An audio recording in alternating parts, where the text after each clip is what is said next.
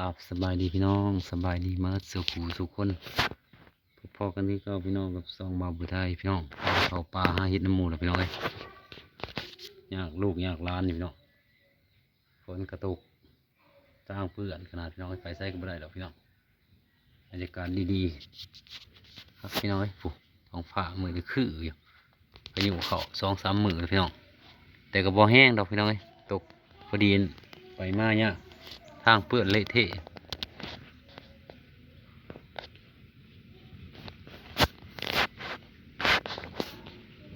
อยู่เฮือนคือเก่าพี่น้องเลย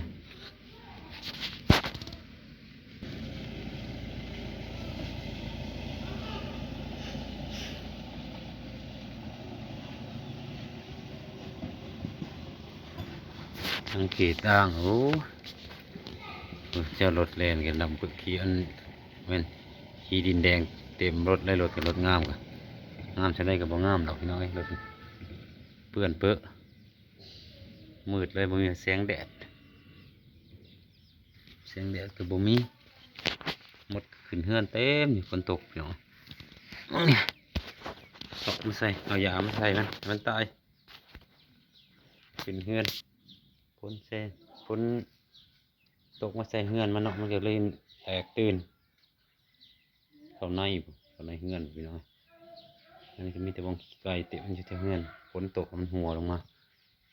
เปื้อนขนาดเฮือนกันไม่วงอยู่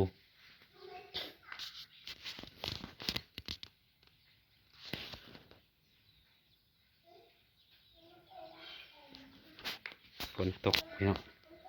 อัดฝนทิ้งพี่น้องหัวของหัวมาอัดไว้เวลาฝนตกแห้งมันสิไหลเข้าในเอาผ้ามากันไว้มองมันเป็นหูมองนี่หูว่ามันเป็นอะไรเนี่ยพี่น้องมันเข้ามามอง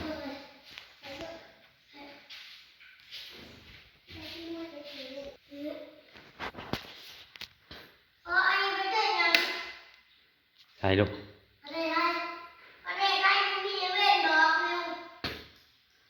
จะพาเห็ดยังกันบ้านสองน้อง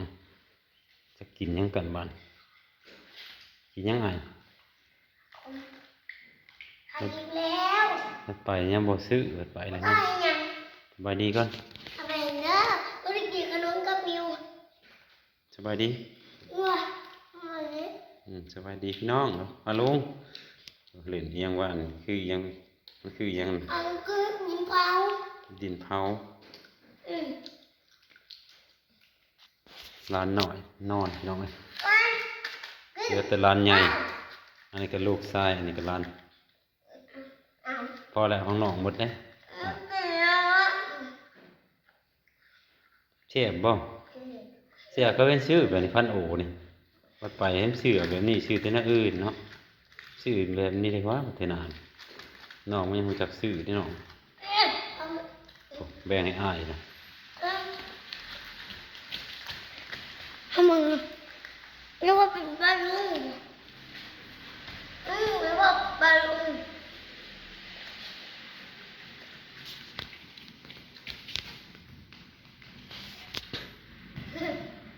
ไป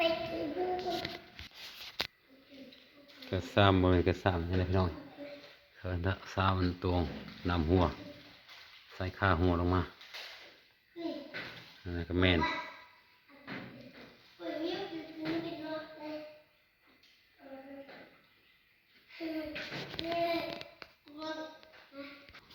รับแล้วก็น้อยผมรับอยู่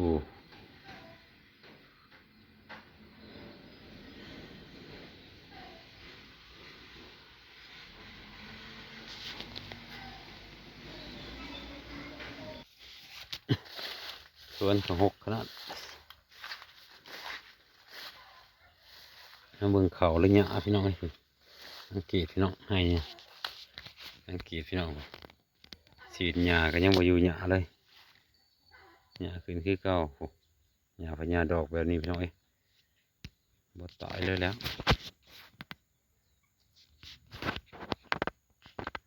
โพดมันแม่นเขาอยู่บ่เนี่ยหญ้านี่ดอก ให้หลายๆกว่าหมู่สุดเลยเต็มเลยให้อื่นใครได้จักหน่อย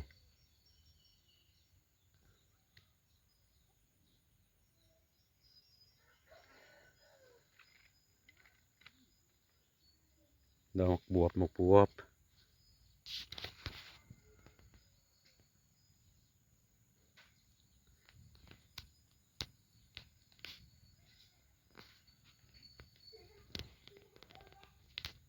ส่วนมันก็กำลังเขียวเทิมอยู่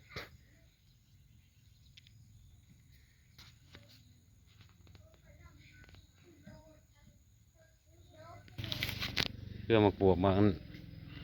นนี้ก็บ่ไปกินจากเทื่อแล้วมาอื่นเป็นละเน่าเป็นละเน่า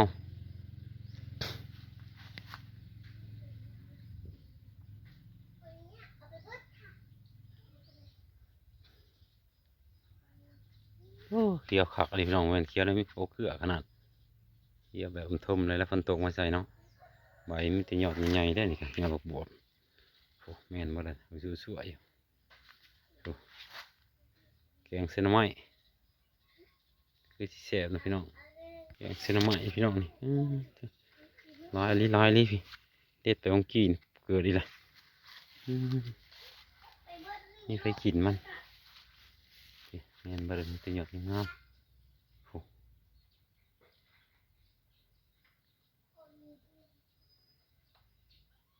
ฝนตกใส่ยอดมันงามไป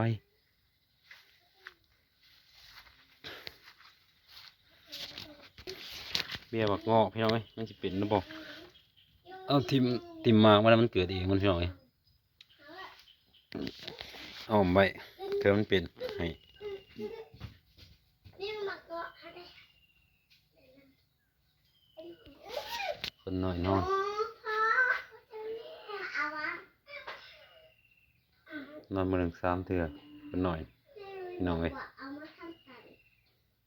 นี่ทำกันยังไม่นึ่งนี่อ่ะตรงนี้ถ้าเอาอันนี้เอาไปอันนี้ จะเฮ็ดหยังซอยน้อง ไป กัน อันนี้ก็ โอ้จะเฮ็ดหยังกันมาซอยน้อง ทำกันอ่ะ เฮ็ดหยังซอยน้อง ทำกัน มักกันบ่ผู้บ่าวผู้สาวน้อยติ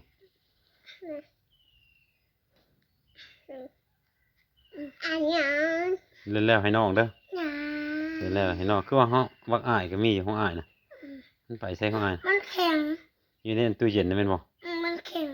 มันแข็งก็มาบีบมันก็อ่อน พอแบบมาเขาจะมารวมกับของ บ่รวมแล้วเป็นของไผเนาะไผสิรวมของไผของมันเอาเลยเนาะ นี่ ไผสิไปรวมเชื่อ เอาเหรียญน้ำเอาตัวหนึ่งโอเคเอามาอันหนึ่งเลยเอาเปลือกหมดนี่ เฮ้ยพ้นสิมาอีกแล้วก่อนมืดหรือคือมาเนี่ยสิโยนอะไรจังหน่อย ยังไม่ลายเลยโอเค มืดคืออยู่บรรยากาศเป็นตานอนเว้นแท้พี่น้องเนาะจะพักอันนี้บรรยากาศดิ ดูเครื่องเนี่ยถือมาทัน แต่ว่าเบิ่งคลิปนี้ก็เริ่มกดไลค์กดแชร์ไปเด้อพี่น้องกดไลค์กดแชร์กดติดตามเนาะพบกันคลิปหน้าสบายดีพี่น้อง บุญใหญ่จะมา ช่วงนี้บ่ค่อยได้ลงคลิปหรอกอาทิตย์ละเทื่อพี่น้องเอ้ยเงินเต็มเน็ตก็บ่ค่อยมีคนบ่ค่อยเบิ่ง ขอเงินได้ลายเนี่ย ขอเงินไผบัดนี้ ขอเงินยิบที โอ้ขอเงินใน FC ไผสิให้เจ้าเนาะพี่น้อง เอาตอนน้อยคือเอาไง เพราะว่าเป็น ตอนน้อยคือเอาไง ให้หยัง ตอนน้อยคือเอาไง ให้ไผ เอา แม่นบ่ใหญ่เด้อบัดนี้ใหญ่บ่ได้อยู่บัดนี้ บ่ได้ ใหญ่บ่ได้ซ้ำตัวน้อยเขาคือให้ซั่นน่ะ บ้าใจ เขาเป็นตาแพงบ่ตัวน้อยตัวใหญ่เขาบ่แพงซ้ำ เบื่อเบื่อเอฟซีเว้ย